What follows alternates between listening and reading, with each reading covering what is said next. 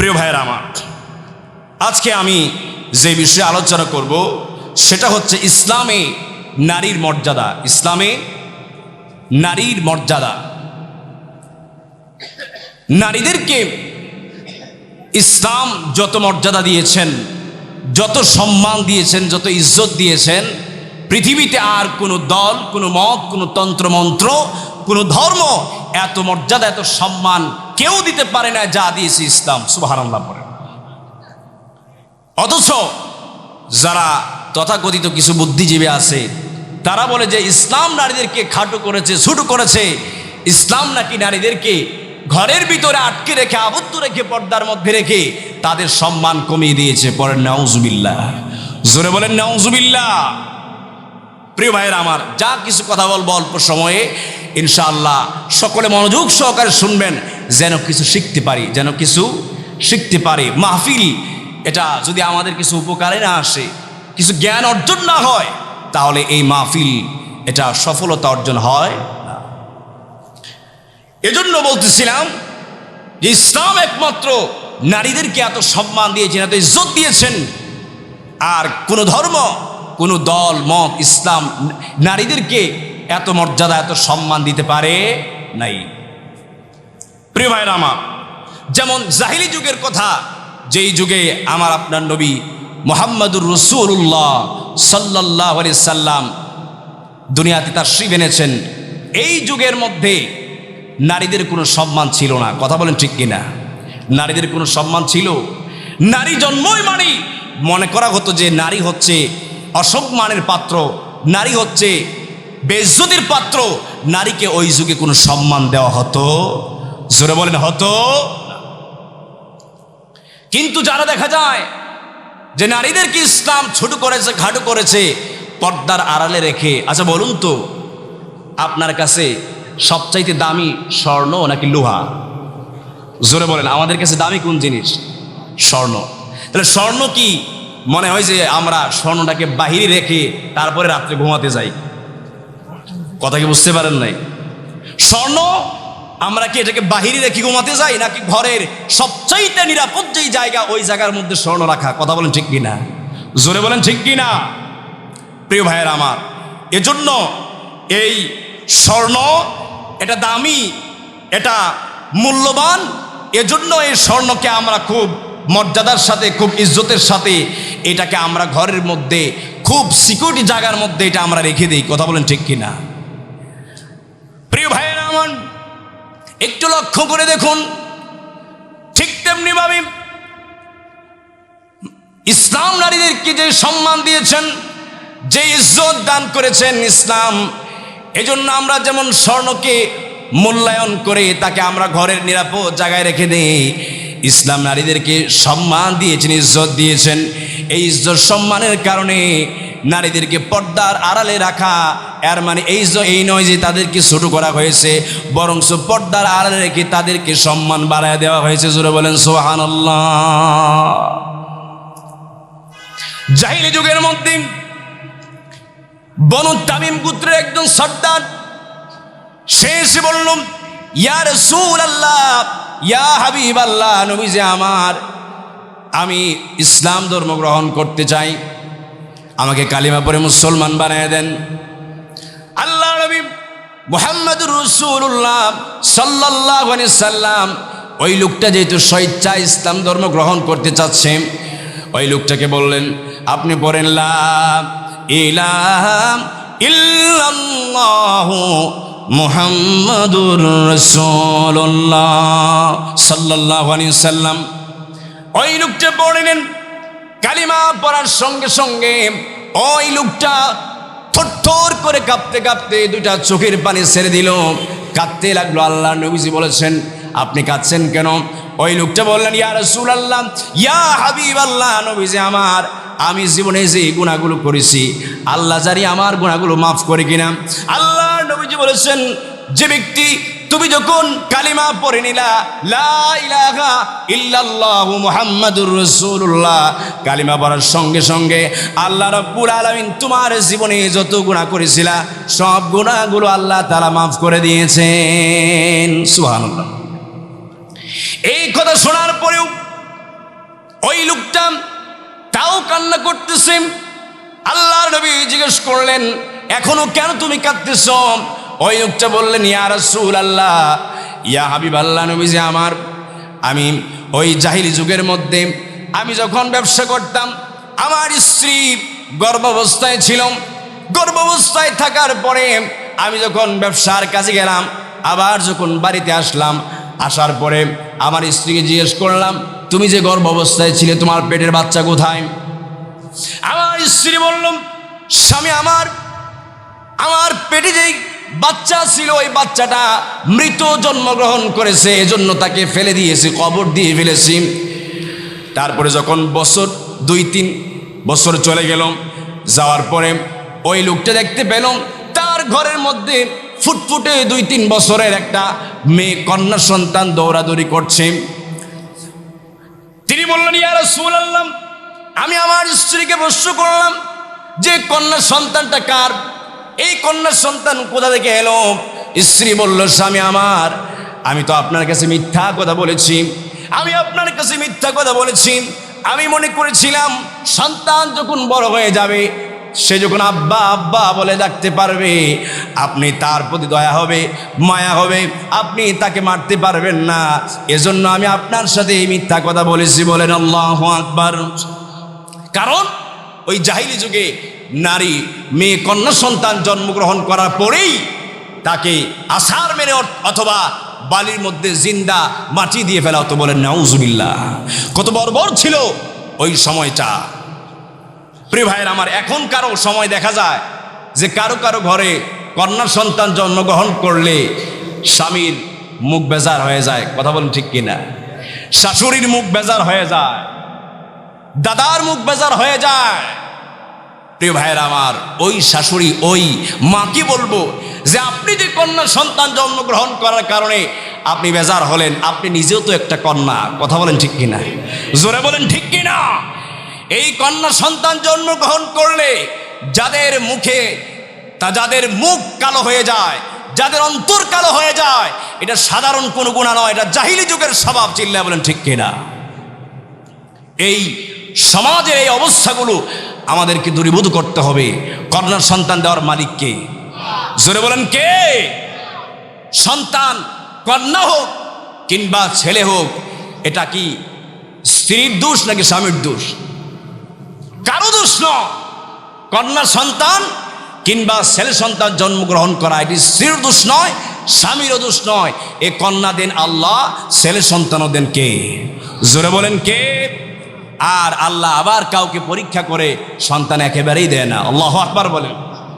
পৃথিবীর কত বড় বড় ডাক্তার আছে যাদের 10 বছর 20 বছর হয়ে গেছে, তারা নিজেরা অন্যদের চিকিৎসা করে কিন্তু নিজেদের সন্তান হয় না। এমন আছে না নাই? কথা বলেন আছে না নাই? প্রিয় ভাইয়েরা আমার, এজন্য বোঝা গেল সন্তান কন্যা কিংবা ছেলে জন্মগ্রহণ করার পেছনে দুনিয়ার কোন মানুষের হাত নাই।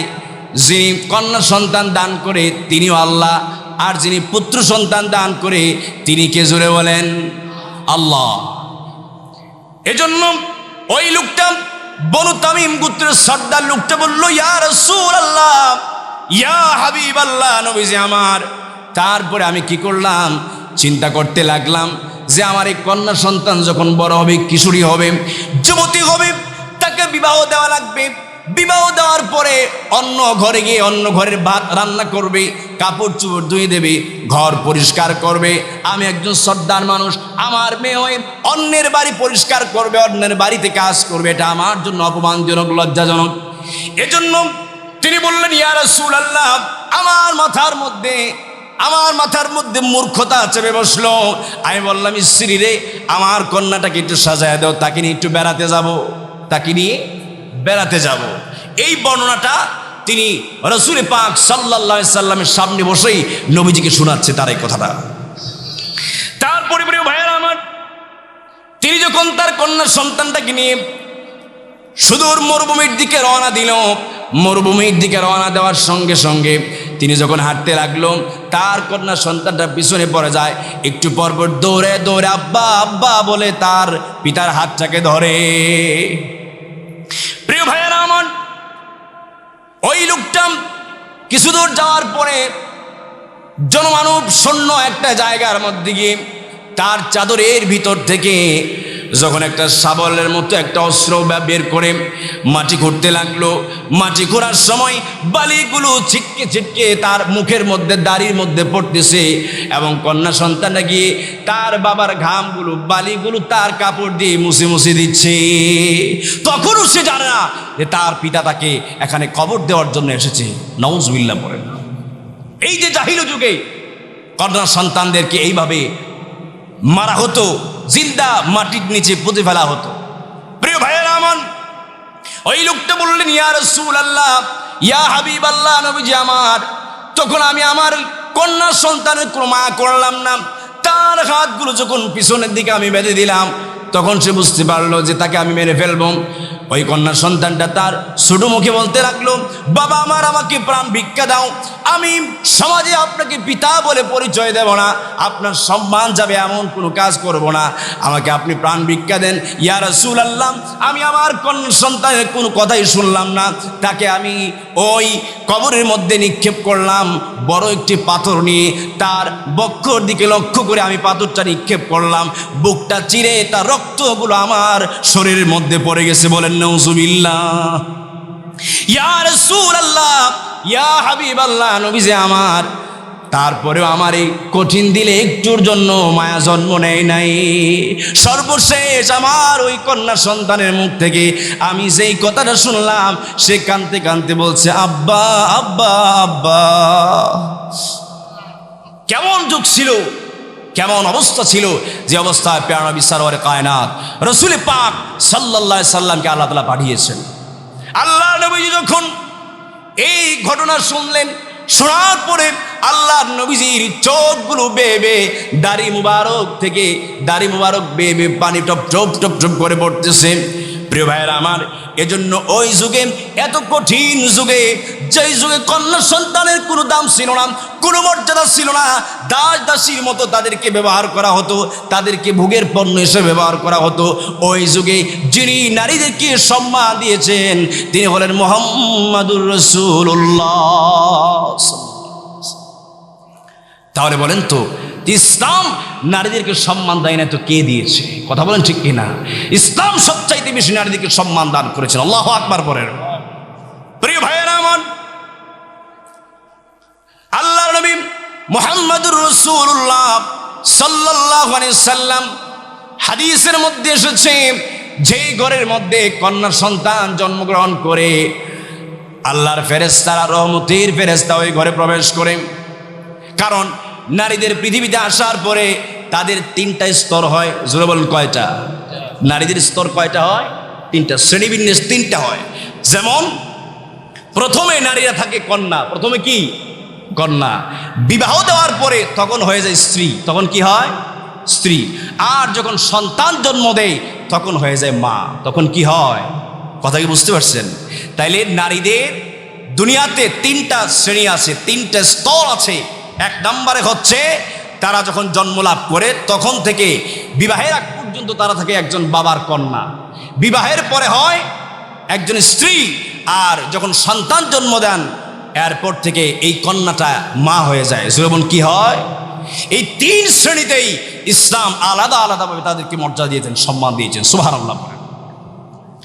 এক নম্বরে যখন কন্যা সন্তান জন্ম লাভ করে, কন্যা সন্তান জন্মগ্রহণ করার পরে আল্লাহ নবী, প্যারা নবী সরওয়ারে কায়নাত নবী মুহাম্মাদুর রাসূলুল্লাহ সাল্লাল্লাহু আলাইহি সাল্লাম, তিনি বলেছেন যে রহমতের ফেরেশতারা ওই ঘরে প্রবেশ করে।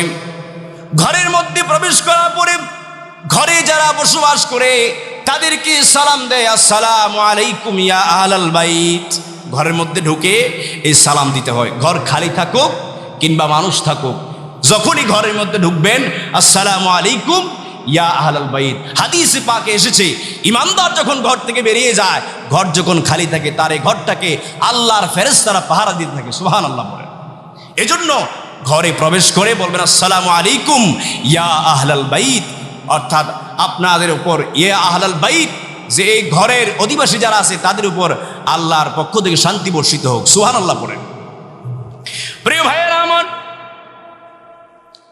আল্লাহর পক্ষ থেকে ফেরেশতা এসে ওই কন্যা সন্তানের মাথার মধ্যে তাদের নূরের পাখা দিয়ে হাত বোলাতে থাকে এবং বলতে থাকে যে এই কন্যা সন্তানকে যেই মা বাবা দিন এলেম শিক্ষা দিবে, দিন শিক্ষা দিবে, নীতি নৈতিকতা শিক্ষা দিবে, আদব শিক্ষা দিবে, এই শিক্ষা দিতে গিয়ে এই কন্যাটাকে সাহায্য করবে আল্লাহর পক্ষ থেকে ওই পিতা মাতার জন্য জান্নাত পর্যন্ত আল্লাহর সাহায্য অব্যাহত থাকবে। জোরে বলেন সুবহানাল্লাহ। তাহলে কন্যা সন্তান হলে লাভ না লস? জোরে বলেন লাভ না লস?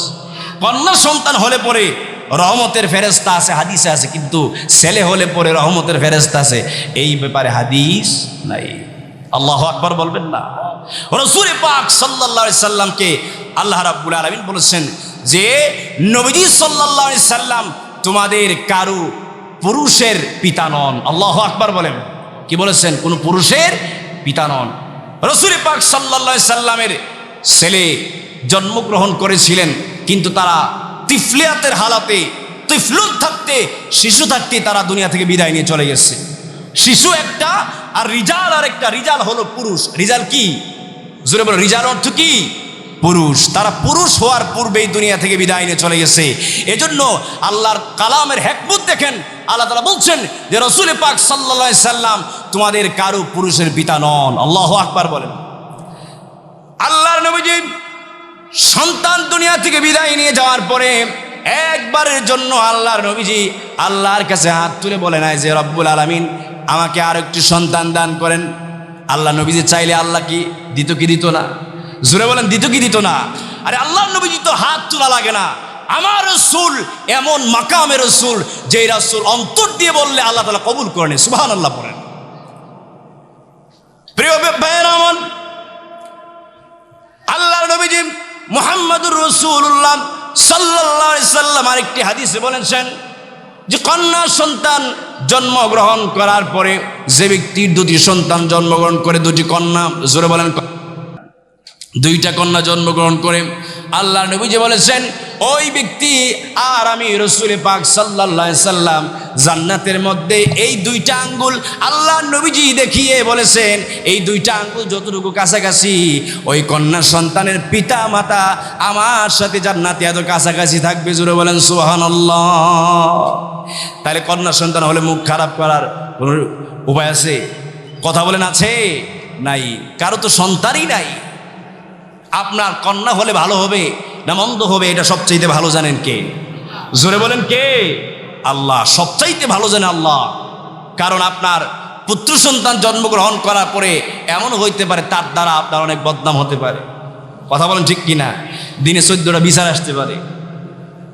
আর রাসূল পাক বলেছেন যার ঘরে কন্যা সন্তান জন্মগ্রহণ করে তার ঘরের মধ্যে প্রথম সন্তানটা যদি কন্যা হয়, যেই মায়ের ঘরে প্রথম সন্তানটা কন্যা হয়, ওই ঘরের মধ্যে আল্লাহর রহমত থাকে। সুবহানাল্লাহ পড়েন। জোরে বলেন সুবহানাল্লাহ। প্রিয় ভাইয়েরা আমার, আল্লাহর নবী মুহাম্মদুর রাসূলুল্লাহ সাল্লাল্লাহু আলাইহি সাল্লাম তিনার কন্যা হযরতে ফাতেমা রাদিয়াল্লাহু তাআলা আনহা জান্নাতে রমণীদের সর্দারিনী যিনি হবেন, তিনাকে কেমন ভালোবাসতেন, কেমন মহব্বত করতেন। আল্লাহর নবীজি কোথাও যাওয়ার সবচাইতে শেষে যেই ব্যক্তির কাছে বলতেন সেটা হলেন হযরতে ফাতেমা রাদিয়াল্লাহু তাআলা আনহা। সুবহানাল্লাহ বলেন। কোনো জায়গায় যাওয়ার আগে সবার শেষে যার কাছে বিদায় নিতেন তিনি হচ্ছে রাসূল পাক সাল্লাল্লাহু আলাইহি ওয়াসাল্লামের কন্যা হযরতে ফাতেমা রাদিয়াল্লাহু তাআলা আনহা। আবার কোথা থেকে আসার পরে, কোনো জায়গা থেকে আসার পরে যার সাথে সর্বপ্রথম দেখা করতেন, সাক্ষাৎ করতেন, তিনি হলেন রাসূল পাক সাল্লাল্লাহু আলাইহি ওয়াসাল্লামের কন্যা হযরতে ফাতেমা রাদিয়াল্লাহু তাআলা আনহা। জোরে বলেন সুবহানাল্লাহ। তাহলে রাসূল পাক সাল্লাল্লাহু আলাইহি ওয়াসাল্লাম তিনি তার কন্যাকে অনেক ভালোবাসতেন, অনেক মহব্বত করতেন। আল্লাহর নবীজি বলেছেন যে আমি আমার ফাতেমাকে ভালোবাসি, যারা আমার ফাতেমাকে কষ্ট দেয় সে আমি রাসূলুল্লাহকে কষ্ট দেয়। আল্লাহু আকবার বলেন।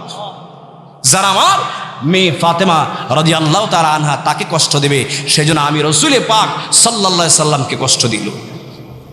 একদিন আল্লাহর নবীজির মন খারাপ, বেজার মুখে আল্লাহর নবীজি বসে আছেন, কেউ কোনো কিছু বলার সাহস পাচ্ছে না। তারপরে কোনো সাহাবায়ে কেরাম কিছুই বলার সাহস পাচ্ছে না। আল্লাহ নবী যখন হযরতে আলী রাদিয়াল্লাহু তাআলা ঘরে প্রবেশ করলেন, প্রবেশ করার পরে আবার যখন ফিরে আসলেন, দেখলেন যে আল্লাহর নবীজির মুখখানা হাসি মুখী হয়ে গেল। জোরে বলেন সুবহানাল্লাহ। সাহাবায়ে কেরাম একটু সাহস পেলেন, সাহাবায়ে কেরাম প্রশ্ন করলেন, ইয়া রাসূলুল্লাহ, ইয়া হাবিবাল্লাহ, নবীজি আমার, একটু আগে দেখলাম আপনার মন খারাপ, মুখটা মলিন হয়ে আছে, আপনি ঘরে প্রবেশ করলেন, আবার যখন ঘর থেকে বের হলেন আপনার মুখের মধ্যে হাসি দেখতে পেলাম, কারণটা কি? আল্লাহু আকবার। আল্লাহ নবীজি বললেন, সাহাবারা রে, আমি আমার ফাতেমাকে অনেক বেশি ভালোবাসি। আমার ফাতেমা এবং আমার জামাতার মধ্যে, তাদের মধ্যে একটু মনোমালিন্য ছিল। আমি ঘরের মধ্যে প্রবেশ করে তাদের সব কিছু মিটমাট করে দিয়ে আসলাম। তারা এখন খুশি, আমি রাসূলুল্লাহ খুশি হয়ে গেছি। হুজুরে বলেন সুবহানাল্লাহ। যেই রাসূল তার কন্যাদেরকে ভালোবাসতেন, মহব্বত করতেন, আমরা এই কন্যা সন্তান আসলে পরে আমাদের বেজার হয়ে যায়। কথা বলেন ঠিক কিনা? জোরে বলেন ঠিক কিনা? এবার আসুন, সময় যেহেতু কম, 2 নম্বরে বলছিলাম যে যখন তার বিবাহ হয়ে যায় তখন সে হয়ে যায় স্ত্রী। তখন কি হয়? স্ত্রী হয়ে যায়। আর এই স্ত্রীদের ব্যাপারে আল্লাহ রাব্বুল আলামিন তাদেরকে এমন নিয়ামত হিসাবে দুনিয়াতে প্রেরণ করেছেন। আল্লাহ তাআলা বলছেন, ওয়া মিন আয়াতিহি আন খালাকা লাকুম মিন আনফুসিকুম আজওয়াজান লিতাসকুনু ইলাইহা ওয়া জাআলা বাইনাকুম মাওয়াদ্দাতাও ওয়া রাহমা। আল্লাহু আকবার বলেন। আল্লাহ রাব্বুল আলামিন বলেন, ওয়া মিন আয়াতিহি, আল্লাহ রাব্বুল আলামিনের নিদর্শন সময়ের মধ্যে এটা এমন একটা নিদর্শন যে আল্লাহ তাআলা আন খালাকা লাকুম মিন আনফুসিকুম আজওয়াজা, যে তোমাদের স্ত্রীদেরকে আল্লাহ রাব্বুল আলামিন তোমাদের মধ্য থেকে সৃষ্টি করেছেন। জোরে বলেন সুবহানাল্লাহ। আমাদের মা হাওয়াকে আল্লাহ তাআলা পিতা আদম আলাইহিস সালামের বাম পাজরের হাত থেকে সৃষ্টি করেছেন। সুবহানাল্লাহ বলবেন না? কেন আল্লাহ তাআলা সৃষ্টি করলেন স্ত্রীদেরকে? আল্লাহ রাব্বুল আলামিন বলছেন, লিতাসকুনু ইলাইহা, যেন তোমরা তাদের কাছ থেকে লিতাসকুনু, শান্তি পাও। জোরে বলেন সুবহানাল্লাহ। তাহলে স্ত্রী হচ্ছে পুরুষের জন্য শান্তির বস্তু। আল্লাহু আকবার বলবেন না? জোরে বলেন আল্লাহু আকবার। এবং শুধু তাই নয়, ওয়াজাআলা বাইনাকুম মাওয়াদ্দাতাও ওয়া রাহমা, আল্লাহ রাব্বুল আলামিন উভয়ের মধ্যে ভালোবাসা এবং দয়া তৈরি করে দিয়েছেন। জোরে বলেন সুবহানাল্লাহ। আল্লাহর কালামে পাকের হিকমত দেখুন, আল্লাহর কালামের হিকমত দেখুন। আল্লাহ তাআলা বলছেন, ওয়াজাআলা বাইনাকুম মাওয়াদ্দাতাও ওয়া রাহমা, যে মাওয়াদ্দাতান ওয়া রাহমা, আল্লাহ প্রথমে বলছেন যে তাদের মধ্যে ভালোবাসা তৈরি করে দিয়েছেন। জোরে বলেন, কি সৃষ্টি করে দিয়েছেন? ভালোবাসা। যখন একটা ছেলে মেয়ের বিবাহ হয়ে যায়, বিবাহ হওয়ার পরে তাদের একটা লক্ষ্যকে কেন্দ্র করে তাদের মধ্যে একটা ভালোবাসার সৃষ্টি হয়। কথা বলেন ঠিক কিনা? জোরে বলেন ঠিক কিনা? আর যখন বৃদ্ধ বয়সে উপনীত হয়ে যায় তখন তাদের ওই চাহিদাও থাকে না, যৌবন থাকে না, রূপ থাকে না। এরপরে দেখবেন যে যৌবনকালে যত ভালোবাসা ছিল এর চাইতে দ্বিগুণ ভালোবাসা, মহব্বত, দয়া, মায়া এই বুড়া বুড়ির মধ্যে আল্লাহ তাআলা সৃষ্টি করে দিয়েছে। সুবহানাল্লাহ বলবেন না? কথা কি ঠিক কিনা বেঠিক? জোরে বলেন ঠিক কিনা? আপনার দেখবেন যে বৃদ্ধ হওয়ার পরে বুড়া আর বুড়ি ছাড়া চলে, একজন আরেকজন থেকে দূরে থাকতে পারে। সুবহানাল্লাহ পড়েন। কারণ তখন তো তাদের রূপও নাই, যৌবন নাই। তখন আল্লাহ তাআলা বলছেন, প্রথম বলছেন মাওয়াদ্দাতান, যে প্রথমে তোমাদের মধ্যে আল্লাহ তাআলা ভালোবাসা সৃষ্টি করে দিয়েছেন। 2 নম্বরে বলছেন ওয়া রাহমা, বৃদ্ধ বয়সে আল্লাহ রাব্বুল আলামিন তাদের মধ্যে একটা দয়া সৃষ্টি করে দিয়েছেন, মায়া সৃষ্টি করে দিয়েছেন, এমন একটা বন্ধুর সৃষ্টি করে দিয়েছেন একজন আরেকজনকে ছাড়া থাকতে পারে। আল্লাহু আকবার বলেন। এজন্য আল্লাহ তাআলা বলছেন, ইন্না ফি যালিকা লাআয়াতিল লিকাউমিন ইয়াতাফাক্কারুন, যে আল্লাহ তাআলার এই আয়াতগুলো, আল্লাহর নিদর্শনগুলো যারা চিন্তা করে, যারা চিন্তাবিদ, তাদের জন্য আল্লাহ তাআলা একটা চিন্তার একটা ব্যবস্থা করে রেখে দিয়েছেন আল্লাহর এই আয়াতগুলোর মাধ্যমে। সুবহানাল্লাহ বলেন। প্রিয় ভাইয়েরা আমার, এজন্য আল্লাহর নবী মুহাম্মদুর রাসূলুল্লাহ সাল্লাল্লাহু আলাইহি সাল্লাম তিনি তার স্ত্রীদেরকে এত মহব্বত করতেন, এত ভালোবাসতেন। আল্লাহর নবীজির স্ত্রী আমাদের মা হযরতে খাদিজাতুল কুবরা রাদিয়াল্লাহু তাআলা আনহা, তিনি যখন দুনিয়া থেকে চলে গেলেন, হযরতে আম্মা জান আয়েশা রাদিয়াল্লাহু তাআলা আনহা তিনি বর্ণনা করলেন, আমি একদিন দেখতে পেলাম আমার বিছানা থেকে, আমার ঘর থেকে, আমার হুজরা থেকে আল্লাহর নবীজিকে আমি আমার সঙ্গে পাচ্ছিলাম। তিনি টেনশনে পড়ে গেলেন। তিনি ভাবতে লাগলেন যে আল্লাহর নবীজি কি অন্য স্ত্রীদের ঘরে প্রবেশ করেছে কিনা। তিনি খুঁজতে খুঁজতে আল্লাহ নবীজিকে দেখতে পেলেন হযরতে খাদিজাতুল কুবরা রাদিয়াল্লাহু তাআলা আনহার কবরের পাশে দাঁড়িয়ে আছে। জোরে বলেন সুবহানাল্লাহ, আল্লাহু আকবার বলেন। তিনি বললেন আমি গিয়ে দেখলাম রাসূল পাক সাল্লাল্লাহু আলাইহি সাল্লাম আল্লাহর কাছে দুইটা হাত তুলে চোখের পানিগুলো ছেড়ে দিয়ে বলতেছে রব্বুল আলামিন, হাসরের কঠিন মুসিবতের সময় যখন মা মেয়ের পরিচয় দেবে না, বাবা সন্তানের পরিচয় দেবে না, ভাই বোনের পরিচয় দেবে না, বন্ধু বন্ধুর পরিচয় দেবে না, ওই সময়ে যেন আমি নবীজি আমার খাদিজাকে বলে না যাই। সুবহানাল্লাহ বলেন, আল্লাহু আকবার বলেন। যে বলুন তো এমন ভালোবাসা সৃষ্টি করে দিয়েছেন কে? জোরে বলেন কে? তাহলে এই দিক থেকেও নারীদের মর্যাদা আছে না নাই? যেই যুগে নারীদেরকে জিন্দা মাটিতে পুঁতে ফেলা হতো, ওই যুগে আমার আপনার নবী মুহাম্মদুর রাসূলুল্লাহ সাল্লাল্লাহু আলাইহি সাল্লাম এত এত সম্মান দান করেছেন। আল্লাহু আকবার বলেন। প্রিয় ভাইয়েরা আমার, হযরতে মা আয়েশা রাদিয়াল্লাহু তাআলা তিনি বললেন, মুনাজাত শেষ করার পরে আমি প্রশ্ন করলাম, ইয়া রাসূলুল্লাহ, ইয়া হাবিবাল্লাহ, আপনার ওই স্ত্রী হযরতে খাদিজা রাদিয়াল্লাহু তাআলা আনহা তিনি তো দুনিয়া থেকে চলে গিয়েছেন, আপনার তো আরো সুন্দর স্ত্রী আছেন, আপনি এখনো কেন ওনার জন্য কান্না করেন? আল্লাহ নবীজির মনটা বেজার হয়ে গেল। আল্লাহ নবীজি বললেন, ও আয়েশা, আর কখনো আমার খাদিজার ব্যাপারে এমন কথা বলবা না, কারণ তোমরা হচ্ছে আমার সুখের দিনের সঙ্গী, আর আমার খাদিজা আমার এমন সময়ের সঙ্গী ছিল যে সময়ে মক্কা নগরীতে আমি রাসূলের কেউ ছিল না। আল্লাহু আকবার বলেন। আমার দুঃখের সময়ের সঙ্গী ছিল হযরতে খাদিজা রাদিয়াল্লাহু তাআলা আনহা। এমন কথা আর কখনো খাদিজার ব্যাপারে বলতে পারবে না। আল্লাহু আকবার বলেন। প্রিয় ভাইয়েরা আমার, আল্লাহ নবী মুহাম্মদুর রাসূলুল্লাহ সাল্লাল্লাহু আলাইহি সাল্লাম এমন করে স্ত্রীদেরকে মর্যাদা দিয়েছেন, সম্মান দিয়েছেন।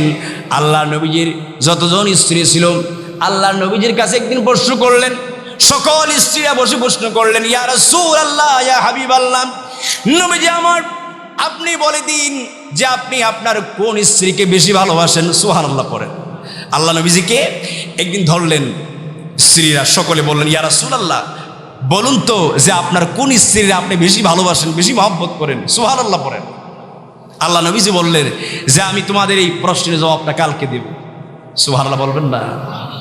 আল্লাহ নবীজি যখন রাত্রি হলো, রাত্র হওয়ার পরে প্রত্যেক স্ত্রীদেরকে প্রত্যেকের কামরায় প্রবেশ করে করে এক একজনের হাতে এক একটা করে খেজুর দিয়ে আসলেন। সুবহানাল্লাহ পড়েন।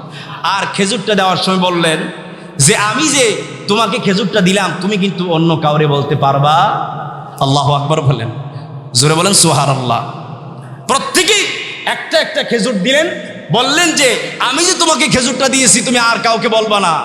পরের দিন যখন সময় হলো, আল্লাহ নবী মুহাম্মদুর রাসূলুল্লাহ সাল্লাল্লাহু আলাইহি সাল্লামকে আবার ধরলেন, বলে ইয়া রাসূলুল্লাহ, ইয়া হাবিবাল্লাহ, আপনি তো বলছিলেন যে আজকে উত্তরটা দিবেন, আচ্ছা বলুন তো যে আপনি কোন স্ত্রীর বেশি ভালোবাসেন, বেশি মহব্বত করেন, আমাদের জানতে খুব ইচ্ছা লাগে। আল্লাহ নবীজি বললেন যে আমি গতকালকে রাত্রে যার হাতের মধ্যে একটা খেজুর দিয়েছিলাম আমি তাকেই বেশি ভালোবাসি। সুবহানাল্লাহ পড়েন। আল্লাহু আকবার বলেন। এবার দেখা গেল যে প্রত্যেকেই খুশি, এক একজনে মুস্কি মুস্কি হাসে, কারণ কাউকে তো কেউ বলে নাই।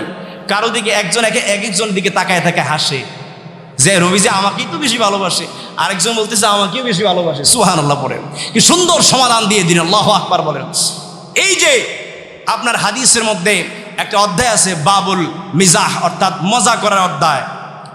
একটা মজা করার ছলে ইসলামে হাসি করা যাবে, খুশি করা যাবে, কিন্তু কোনো মিথ্যার আশ্রয় নেওয়া যাবে না। অনেক বক্তা আছে যে শ্রোতাদেরকে প্রফুল্ল করতে গিয়ে, হাসাতে গিয়ে মিথ্যা অবলম্বন করে, এমন আছে আর নাই? জোরে বলেন আছে আর নাই? রাসূল পাক সাল্লাল্লাহু আলাইহি সাল্লাম বলেছেন তুমি কাউকে হাসানোর জন্য মিথ্যা বলতে পারবো না। মিথ্যা বলা কি জায়েজ না না জায়েজ, হালাল না হারাম? অবশ্যই মিথ্যা বলা হারাম। আর সত্য বলে তুমি কি করতে পারবা? মজা করতে পারবা, হাসি তামাশা করতে পারবা, তাতে কোনো বাধা নেই। সুবহানাল্লাহ। প্রিয় ভাইয়েরা আমার, আল্লাহ নবী মুহাম্মদুর রাসূলুল্লাহ সাল্লাল্লাহু আলাইহি ওয়াসাল্লাম এইভাবে করে হযরত খাদিজা রাদিয়াল্লাহু তাআলার জন্য দোয়া করলেন। তারপরে আবার আসুন, যে স্বামীর উপর স্ত্রীর অধিকার আছে, স্বামীদের যেমন স্ত্রীর উপর অধিকার আছে, তেমনি স্বামীর উপরে স্ত্রীর অধিকার আছে না নাই? জোরে বলেন, আছে না নাই? আমরা বেশিরভাগ সময় ওলামায়ে কেরামগণ ওয়াজ করেন যে শুধু স্বামীর অধিকার নিয়ে আলোচনা করে, স্ত্রীর যে অধিকার আছে এই আলোচনা কেউ করে না। কথা বলেন ঠিক কিনা? জোরে বলেন ঠিক কিনা? প্রিয় ভাইয়েরা আমার, স্বামীর উপরে স্ত্রীর অধিকার রয়েছে। একজন স্বামী, তার উপরে স্ত্রী অধিকার রয়েছে। একজন লোক আসলেন হযরতে ওমরে ফারুক রাদিয়াল্লাহু তাআলার কাছে বিচার নিয়ে। তিনি যখন বিচার নিয়ে আসলেন তার স্ত্রীর বিরুদ্ধে, আসার পরে তিনার ঘরের নিকটে যখন চলে আসলেন, শুনতে পেলেন তার ঘর থেকে তার স্ত্রীর কথার আওয়াজ শোনা যাচ্ছে। সে বলল যে আমি আসলাম আমার স্ত্রীর না বিচার নিয়ে, যে আমার স্ত্রী বেশি কথা কয়। তো এসে দেখলাম যে ওমর ফারুক রাদিয়াল্লাহু তাআলা তিনার স্ত্রীও তিনার সাথে কথা বলতেছে। সুবহানাল্লাহ বলবেন না? আল্লাহু আকবার বলেন। তখন তিনি যখন আবার রওনা দিচ্ছে, ফিরে যাচ্ছে বাড়ির দিকে, ওমরে ফারুক রাদিয়াল্লাহু তাআলা আনহু তিনি দেখে ফেললেন। তিনি বললেন, এই দাঁড়াও, কিসের জন্য এসেছো? কিছুই না বলে চলে যাচ্ছ। তিনি বললেন, আমিরুল মুমিনিন, আমি যার জন্য যেই কাজের